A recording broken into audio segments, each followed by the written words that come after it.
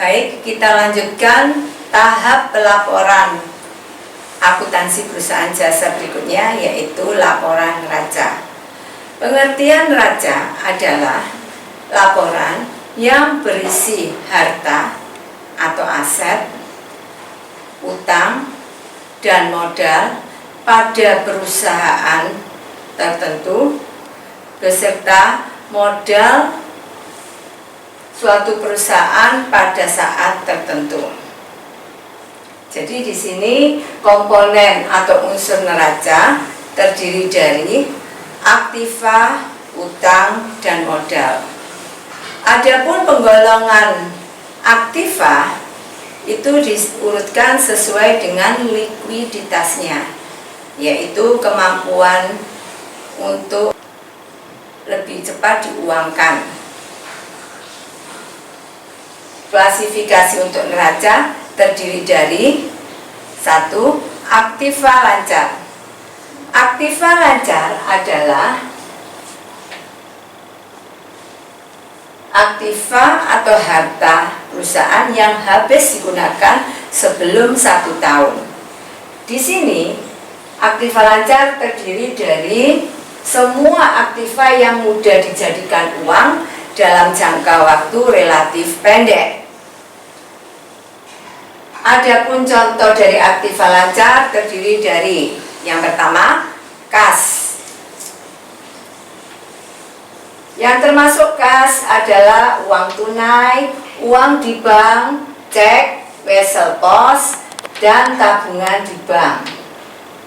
Yang kedua, wesel tagih adalah surat janji atau promes yang datang dari seseorang tentang kesanggupan membayar pada tanggal tertentu. Yang ketiga, piutang dagang, yaitu tagihan kepada para langganan, baik perorangan ataupun perusahaan, sebagai akibat dari kegiatan perusahaan. Piutang pada umumnya mempunyai jangka waktu yang tetap sesuai dengan perjanjian. Klasifikasi untuk aktiva lancar berikutnya, yang termasuk aktiva lancar berikutnya adalah persediaan barang. Terdiri dari barang dagang yang sengaja dibeli untuk dijual kembali dalam rangka kegiatan perusahaan. Yang kelima, perlengkapan toko, yaitu semua perlengkapan toko seperti kertas pembungkus, peti kemasan, karton, dan sebagainya. Yang keenam, komponen aktiva, contoh aktiva lancar adalah perlengkapan kantor, terdiri dari alat tulis seperti kertas tik, kertas pensil, amplop, belangko surat, dan sebagainya. Urutan berikutnya, aktiva lancar yaitu biaya yang dibayar di muka, yaitu seluruh biaya yang telah dibayar terlebih dahulu walaupun belum masanya, karena biaya ini telah dibayar di muka, maka kita mempunyai tagihan, contoh perskot sewa, dan sebagainya. Klasifikasi aktiva berikutnya adalah aktiva tetap. Aktiva tetap adalah harta perusahaan yang habis dipakai lebih dari 1 tahun.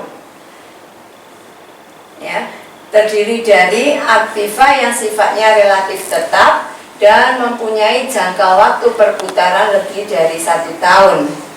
Di sini bisa berupa aktiva berwujud dan aktiva tidak berwujud. Adanya aktiva tetap ini untuk menjalankan aktivitas perusahaan, bukan untuk dijual, termasuk di dalamnya yang pertama peralatan kantor, yaitu peralatan kantor yang tahan lama seperti meja, kursi, lemari arsip, mesin tik, dan peralatan lainnya. Yang kedua, alat pengangkut, yaitu sarana perusahaan yang yang dipakai untuk mengangkut barang seperti truk, gerobak, dan sebagainya. Yang ketiga, gudang, yaitu bangunan perusahaan baik untuk tempat usaha seperti toko atau kantor. Aktiva tetap berikutnya berupa mesin, yaitu mesin-mesin untuk memproduksi barang seperti mesin cetak, mesin pintal, tenun, dan sebagainya. Yang kelima, alat-alat atau tools, yaitu alat-alat untuk menjalankan perusahaan, misalnya kunci, cetok, dongkrak, dan sebagainya. Ini kelompok yang termasuk akun harta perusahaan. Semakin besar semakin banyak kelompok hartanya, baik harta lancar ataupun harta tetap. Aktiva tak berwujud merupakan aktiva non-moneter yang bisa diidentifikasi, tidak memiliki wujud secara fisik, secara nyata, serta dimiliki guna menghasilkan maupun menyerahkan barang dan jasa, disewakan ataupun hanya bertujuan administrasi. Contoh aktiva tetap tak berwujud, yang pertama, hak sewa, yaitu hak sewa ini diperoleh dari transaksi sewa aktiva tertentu, disahkan oleh notaris dan dalam tempo kurun waktu tertentu. Yang kedua, hak paten, yaitu hak yang didapat dari penemuan tertentu. Penemu tersebut akan mendapat manfaat dalam waktu yang sudah ditetapkan, ya, atau dalam waktu tertentu dan di masa mendatang bisa diperpanjang lagi. Contohnya penemuan formula, sistem penemuan produk, dan rekayasa. Kemudian yang ketiga, trademark, yaitu merupakan hak yang didapat dari suatu merek komersil tertentu, contohnya logo, tulisan, simbol, ataupun kombinasi yang mewakili entitas tertentu. Yang keempat, organisasi cost, merupakan pengeluaran entitas yang timbul sebelum perusahaan beraktivitas operasi.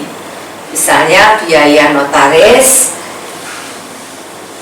Biaya seperti ini dicatat sebagai perolehan aset tak berwujud, karena manfaatnya yang diperoleh entitas saat itu dan di masa mendatang selama entitas masih beroperasi. Yang kelima, copyright atau hak pengadaan, yaitu hak yang diberikan karena suatu penulisan, entah itu puisi, novel, karya ilmiah, nada lagu maupun lirik, skenario film. Hak pengadaan bisa meliputi hak mengedarkan dan memperbanyak karya tersebut.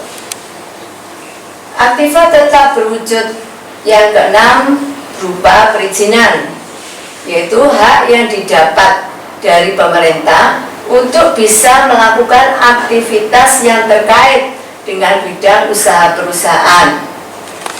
Lisensi ini ada masa waktunya.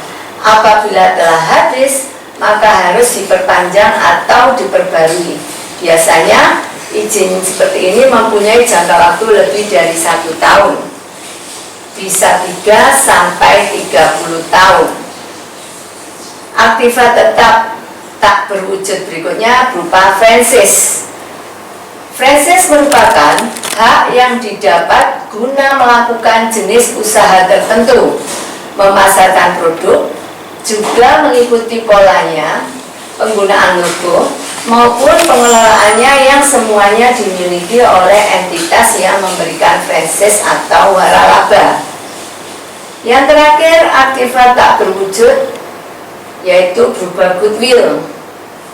Goodwill adalah keistimewaan atau kelebihan tertentu yang dimiliki satu entitas diakui apabila terjadi transaksi pada perusahaan yang dinilai lebih oleh entitas lain. Transaksi bisa berupa merger atau akuisisi maupun penjualan perusahaan. Contohnya keistimewaan perusahaan karena mempunyai reputasi yang sangat bagus, mempunyai produk yang tidak dimiliki oleh para pesaing maupun letak perusahaan yang strategis.